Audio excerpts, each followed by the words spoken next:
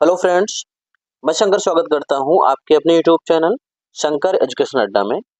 दोस्तों, इस वीडियो में हम लोग देखने वाले हैं एमए फोर्थ सेमेस्टर ज्योग्राफी।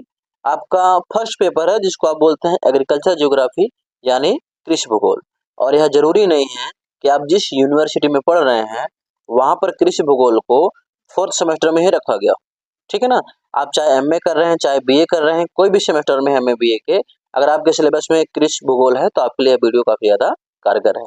प्रश्न दीर्घोत्तरीय है, काफी महत्वपूर्ण प्रश्न है, ठीक है ना। क्या प्रश्न है कि कृषि उत्पादकता को बढ़ाने के लिए भारत सरकार के द्वारा जो है प्रयत्नों का किए गए प्रयत्नों का वर्णन कीजिए।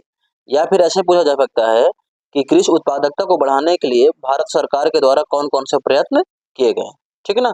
चलते हैं आगे बढ़ते हैं। देखिए कि भैया कृषि उत्पादकता को बढ़ाने के लिए सरकार के द्वारा जो प्रयत्न किए गए हैं वो निम्नलिखित हैं। कौन कौन सा? पहला क्या है आपका कि रासायनिक खाद बनाने के कारखानों की स्थापना, यानी सरकार ने जो है भैया सार्वजनिक क्षेत्र में रासायनिक खाद बनाने की अनेक कारखाने जो हैं स्थापित किए हैं। जैसे कि आपका सिंदरी फर्टिलाइजर जो हो गया, ठीक है ना। क्या कह रहा है कि सार्वजनिक क्षेत्र में रासायनिक खाद बनाने के लिए सरकार ने अनेक कारखाने जो हैं स्थापित किए हैं, ठीक है ना। सरकार के द्वारा अनेक कारखाने स्थापित किए गए हैं जिससे आपका फर्टिलाइजर मिलता है, तो कृषि में उत्पादकता बढ़ती है। चलते हैं आगे बढ़ते हैं। अगला पॉइंट हमारा क्या है? फसल को रोगों एवं कीटाणुओं से बचाना, ठीक है ना। मतलब यह भी कदम है कृषि उत्पादकता को बढ़ाने की तरफ सरकार के द्वारा अपनाया गया है। तो लिखा गया है केंद्रीय कृषि मंत्रालय से पृथक एक सेल की स्थापना की गई है जो आवश्यकता के समय हेलीकॉप्टर या हवाई जहाज से कीटनाशक रोगनाशक दवाइयों को छिड़कवाता है, ठीक है ना।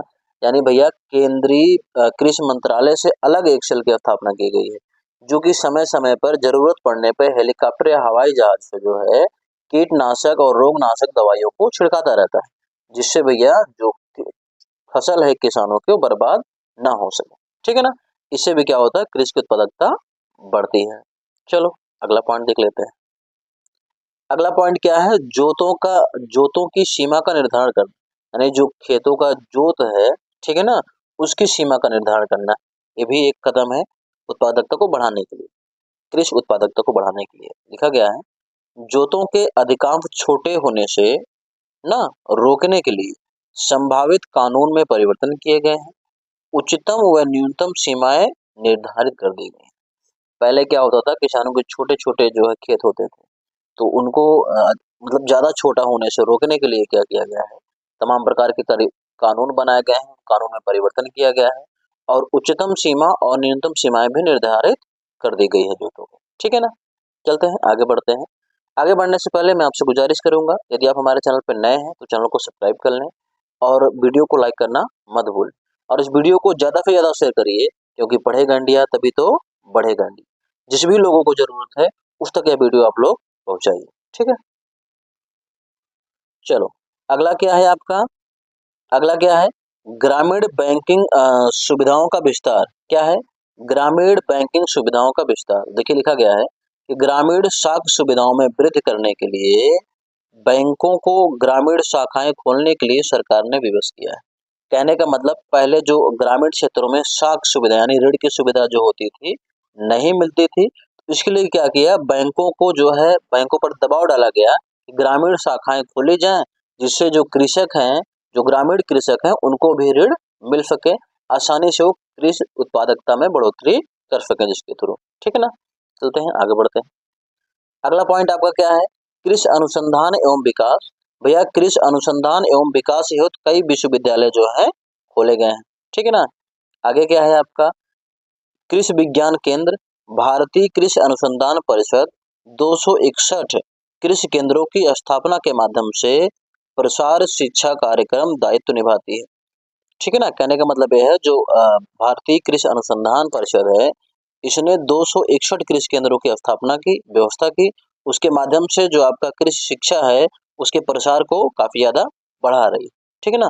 जिससे होता है क्या, आपका कृषि उत्पादकता भी बढ़ती है, लोगों को कृषि के बारे में जानकारी मिलती है, कैसे कृषि करना है, किस तरीके से करना है, वो सारी कृषकों की जानकारी मिलती है, ठीक है ना। अगला पॉइंट क्या कह रहा है भैया? कि राष्ट्रीय बीज निगम की स्थापना, ठीक है ना, सरकार के द्वारा किया गया है राष्ट्रीय बीज निगम की स्थापना। उन्नत बीज जो है उपलब्ध कराने के लिए राष्ट्रीय बीज निगम एवं बड़े बड़े फार्म स्थापित किए गए हैं, जैसे आपका सिकंदरी फर्टिलाइजर जो हो गया, ठीक है ना। आगे क्या किया गया, सिंचाई एवं सुविधाओं का विकास, सिंचाई एवं सुविधाओं का विकास करने के लिए भी भारत सरकार ने तमाम प्रकार की जो है नीतियां अपनाई हैं। देखो लिखा गया है कि सरकार ने सिंचाई की सुविधाएं बढ़ाने के लिए लघु माध्यम तथा बड़ी नदी घाटी परियोजनाओं को कार्यान्वित किया है, ठीक है ना। यानी जो सरकार है वो सिंचाई की सुविधा को बढ़ाने के लिए लघु मध्यम तथा बड़ी नदी घाटी योजना जो है चालू की गई है सरकार के द्वारा, जो गांव-गांव में नहर वगैरह पहुंची है, ठीक है ना। आगे क्या, चकबंदी करना, ये भी सरकार का एक पहल था। चकबंदी से क्या होता है कि जोतों के छोटे आकार को बड़ा बनाने के लिए देश भर में चकबंदी कार्यक्रम चल रहा है। इससे भी क्या होता है, चकबंदी कार्यक्रम क्या होता है दोस्तों, मान लीजिए कोई किसान है, उसका खेत जो है 2-3 जगह ऐसे बिखरा पड़ा है छोटा-छोटा, ठीक है ना। तो इन सभी खेतों को किसी एक जगह पर देने का काम करता है आपका क्या, चकबंदी, ठीक है ना। उसके पास या फिर उसके एक खेत के पास वहां दे दिया जाएगा और वहां जो अगले किस्त करेगा उसको इसके पास दे दिया जाएगा। इस तरीके से आपका होता है चकबंदी, ठीक है ना। आगे क्या कह रहा है कि नियमित बाजारों की स्थापना, नियमित बाजारों की स्थापना में क्या कह रहा है कि विपणन की सुविधा देने के लिए मार्च 1998 तक कितना 7,060 मंडियों में नियमित अधिनियम लागू किए गए। भैया जो नियमित बाजारों की स्थापना, विपणन के मतलब उसको बेचने के लिए, ठीक है ना, मतलब उसका व्यापार करने के लिए कृषि का, तो जो सुविधाएं यानी 1900 मार्च 1900 अगर 98 तक देखा जाए तो लगभग 7,060 जो है मंडियों की स्थापना की गई है। इसमें नियमित अधिनियम जो है लागू किए गए हैं ताकि लोगों को कोई कठिनाई ना हो, जो कृषक है उनको कोई कठिनाई ना हो। आगे क्या है आपका कि राष्ट्रीय लागत एवं मूल्य आयोग की स्थापना, ठीक है ना। देखिए लिखा गया है कृषि मूल्यों में अस्थायित्व लाने के लिए राष्ट्रीय कृषि लागत एवं मूल्य आयोग की स्थापना की गई है, जो इस संबंध में समय समय पर सरकार को सुझाव देता है। आई थिंक इतना क्लियर हो गया होगा। चलते हैं अपने अगले पॉइंट की तरफ। अगला पॉइंट क्या कह रहा है हमारा कि राष्ट्रीय कृषि विपणन पुरस्कार।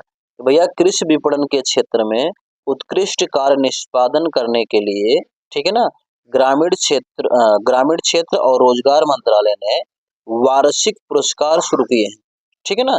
यानी भैया जो आपका जो मतलब जो कृषि उत्पादकता में ज्यादा महत्वपूर्ण भूमिका निभाता है, उत्कृष्ट कार्य करता है कृषि के उत्पादन में, उसे क्या होता है साल भर में जो है भैया एक विपणन पुरस्कार मिलता है, ठीक है ना, उसको दिया जाता है कृषि की तरफ से, ठीक है ना। इस तरह के पुरस्कार जो है पहली बार 29 जुलाई 1997 को दिए गए, ठीक है ना। आई थिंक इतना आपको क्लियर हो गया होगा। अगर वीडियो आपको पसंद आई तो वीडियो को लाइक करें और इस चैनल को सब्सक्राइब करना ना भूलें, ताकि जो भी वीडियो पड़े सबसे पहले आपको मिले। और जिस भी व्यक्ति को, जो भी आपका फ्रेंड है, जो भी आपके रिलेशन में है, ठीक है ना, सबके पास इस वीडियो को शेयर करिए जिसको पढ़ने की आवश्यकता है, क्योंकि पढ़ेगा इंडिया तभी तो बढ़ेगा इंडिया। मिलते हैं आपसे अगली वीडियो।